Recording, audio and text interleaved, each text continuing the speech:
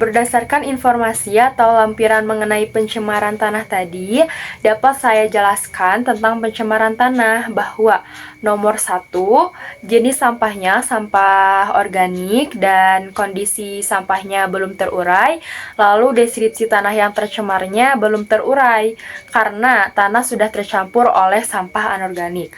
Kemudian nomor 2, jenis sampahnya sampah anorganik, kondisi sampahnya sulit terurai, lalu deskripsi tanah yang tercemarnya sulit terurai karena tanah sudah tercampur oleh sampah organik.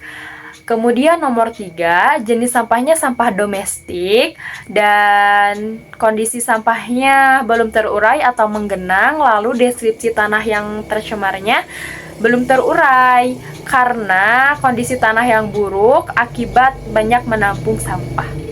Dampak bagi makhluk hidup terhadap kondisi tanah yang sudah tercemar adalah yang pertama itu menyebabkan tanaman sulit tumbuh karena kondisi tanah yang buruk dan juga menyulitkan tanaman untuk tumbuh dengan baik. Lalu, bagaimana cara mengatasi atau mengurangi pencemaran tanah?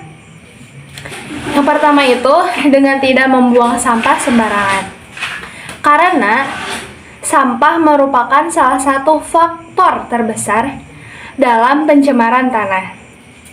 Dapat disimpulkan bahwa sampah merupakan salah satu faktor terbesar pencemaran tanah. Masih banyak sampah di sekitar kita yang berserakan dan belum tergolong sesuai jenisnya.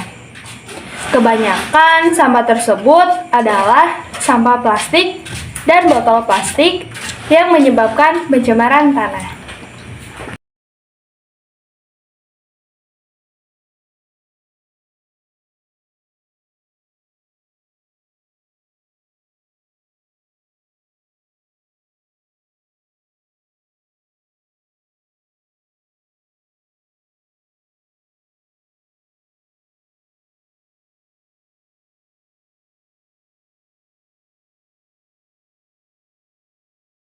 Dari video lampiran tersebut, saya akan menjelaskan tentang pencemaran udara. Video tersebut merupakan salah satu contoh pencemaran udara yang dapat mempengaruhi dan merugikan tumbuhan, air, hewan, dan makhluk hidup lainnya. Dari video tersebut, bagaimana reaksi tumbuhan dan hewan di menit terakhir pengamatan? Tumbuhan layu, warna memudar atau menguning, hewan jangkrik mati semuanya.